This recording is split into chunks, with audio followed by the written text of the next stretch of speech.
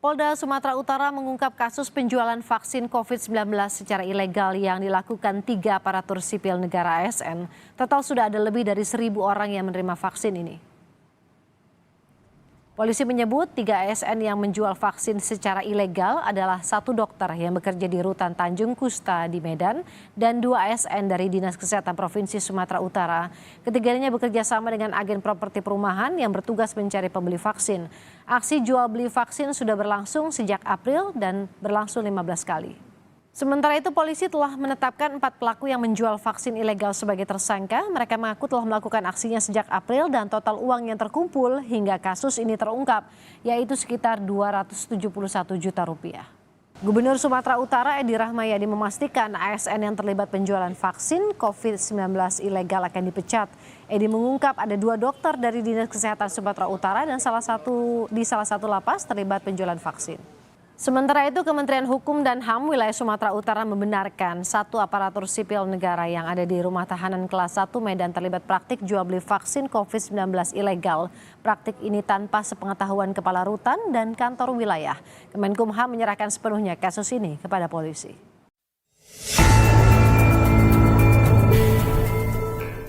Kepolisian daerah Sumatera Utara berhasil mengungkap kasus penjualan vaksin ilegal yang dilakukan oleh 3 oknum aparatur sipil negara dari Dinas Kesehatan Sumatera Utara dan 1 orang agen properti di Medan. Berikut adalah hasil temuan dari pihak kepolisian. Para peserta vaksinasi ilegal diminta untuk membayar sebesar Rp250.000. Vaksin COVID-19 tersebut diberikan kepada 1.085 orang dalam 15 kali vaksinasi ilegal. Kegiatan vaksinasi ilegal sudah dilakukan sejak bulan April. SW mengaku vaksin yang diperolehnya didapat dari KS dan IW. SW menyatakan dirinya memberikan sejumlah uang kepada 2 dokter tersebut. Dari kegiatan vaksinasi ilegal ini, tersangka meraup untung ratusan juta rupiah. Ditemukan barang bukti berupa 13 botol vaksin Sinovac, di mana 4 botol sudah kosong dan 9 botol lainnya masih berisi vaksin. Terdapat 4 tersangka yang telah ditetapkan dalam kasus ini, yaitu SW selaku agen properti, dikenakan pasal 5 ayat 1 huruf A dan B, dan atau pasal 13 Undang-Undang RI nomor 31 tahun 1999 tentang pemberantasan tindak pidana korupsi, sebagaimana diubah dengan Undang-Undang RI nomor 20 tahun 2001. IW selaku ASN di Rutan Tanjung Kusta Medan, dan KS selaku ASN di Dinas Kesehatan Sumatera Utara yang menerima suap berupa uang. Keduanya dikenakan pasal 12 huruf A dan B, atau pasal 5 ayat 2, dan atau pasal 11 Undang-Undang RI nomor 31 tahun 1999 tentang pemberantasan tindak pidana korupsi, serta pasal 64 ayat 1 KUHP tentang perbuatan berlanjut, serta pasal 55 KUHP. SH selaku ASN di Dinas Kesehatan Sumatera Utara. SH dikenakan pasal 372 dan pasal 374 KUHP dan tidak tertutup kemungkinan akan dinaikkan statusnya apabila cukup bukti untuk diterapkan pasal tindak pidana korupsi.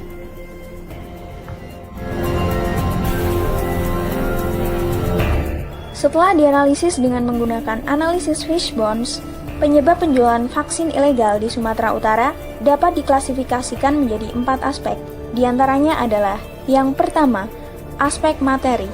Adanya ribuan stok vaksin yang belum terdistribusi memicu tindak kejahatan karena ketersediaan barang yang melimpah dan belum dimanfaatkan.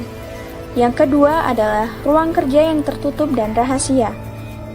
Mendukung SH bekerja sama dengan IW karena merasa pengelolaan vaksin tidak diawasi dengan baik. Dan yang ketiga adalah hubungan dengan agen properti yang telah melancarkan proses pencarian pembeli. Aspek berikutnya adalah aspek manusia. Yang pertama adalah memiliki jabatan. Jabatan SH yang merupakan seorang kepala salah satu seksi di Dinas Kesehatan Sumatera Utara dan juga IW yang merupakan dokter pada Lapas Tanjung Kusta Medan sangat membantu kelancaran aksi mereka dalam menggelapkan vaksin. Yang kedua adalah tidak memikirkan hajat orang banyak, di mana keempat tersangka hanya memikirkan hidupnya sendiri tanpa peduli sasaran vaksin gratis yang sebenarnya. Dan aspek berikutnya adalah sistem. tidak dijalankannya prosedur permintaan vaksin dengan benar, di mana IW hanya mengajukan surat permintaan vaksin beberapa kali pada SH dan selanjutnya tidak mengajukan, namun vaksin tetap berhasil diberikan. Yang kedua adalah penyimpanan vaksin yang tidak diawasi. Vaksin yang seharusnya disimpan di gudang penyimpanan obat justru disimpan di ruang kerja pribadi salah satu kepala seksinya. Dan yang terakhir adalah aspek lingkungan. Yang pertama adalah lingkungan yang tak acuh menyebabkan sistem berjalan buruk. Dan yang kedua, masyarakat yang masih mau membeli vaksin karena kurangnya sosialisasi vaksin gratis oleh pemerintah. Setiap indikator dalam keempat aspek tersebut menyebabkan IW, KS, SH, dan SW dapat melakukan penjualan vaksin secara ilegal dengan lancar. Selanjutnya akan dibahas mengenai pelanggaran nilai-nilai aneka yang dilakukan oleh ketiga ASN tersebut.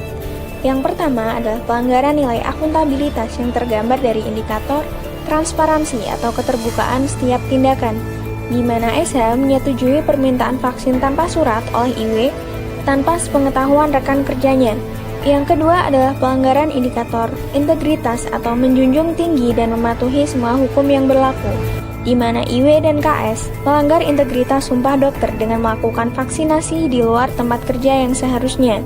Dan yang ketiga adalah pelanggaran indikator tanggung jawab atau responsibilitas dalam menjalankan kewajiban, di mana baik IW, SH maupun KS tidak menjalankan kewajibannya untuk melaksanakan vaksinasi para penghuni lapas, namun justru menjualnya secara berbayar.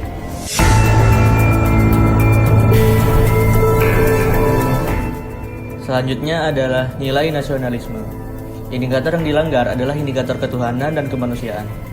Pada indikator ketuhanan, dokter dan para staf di Dinas Kesehatan melanggar sumpah sebagai ASN. Mereka bersumpah tidak akan menerima suap dari siapapun juga yang berkaitan dengan jabatannya. Hal ini jelas melanggar indikator ketuhanan dalam nasionalisme. Selanjutnya ada indikator kemanusiaan. Vaksin yang seharusnya digunakan untuk hal kemanusiaan, yaitu kesehatan bagi seluruh masyarakat secara gratis, di masa pandemi yang semakin parah malah meraup keuntungan dalam cara yang haram.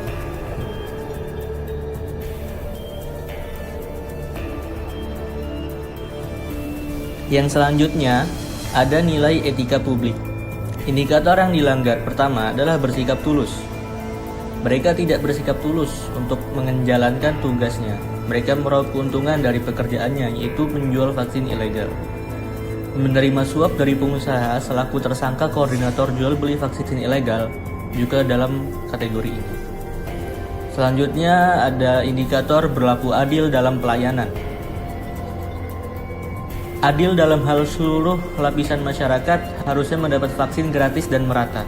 Namun, diselewengkan dengan berbisnis vaksin ilegal sehingga tidak merata untuk seluruh lapisan masyarakat. Dan yang terakhir ada indikator ketaatan pada peraturan. Mereka melakukan pekerjaan dan pelanggaran di luar lingkup kedinasan yang ditugaskan. Dalam hal ini mereka tidak taat pada tugas yang sudah ditugaskan kepada mereka. Kemudian ada nilai komitmen mutu. Indikator yang dilanggar adalah efisien. Tingkat ketepatan realisasi penggunaan sumber daya, yaitu vaksin, dan bagaimana pekerjaan dilaksanakan, yaitu proses vaksinasi gratis, dilakukan dengan penyalahgunaan alokasi, penyimpangan prosedur, dan mekanisme yang keluar alur. Pelayanan kesehatan kepada masyarakat tidak berjalan dengan benar. Seharusnya bisa tetap efisien dengan pemberian vaksin secara gratis.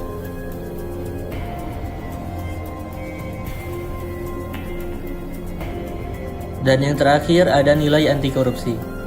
Indikator yang dilanggar adalah indikator kejujuran dan kesederhanaan. Pada indikator kejujuran, mereka tidak jujur dengan menerima suap dan menyelewengkan wewenang mereka. Selanjutnya pada indikator kesederhanaan, seharusnya sebagai dokter dan staf PNS berpenghasilan cukup dan tidak terlalu terkena dampak pada pandemi. Namun, mereka masih serakah dengan mengambil celah-celah dan melakukan pelanggaran penjualan vaksin demi meraup keuntungan.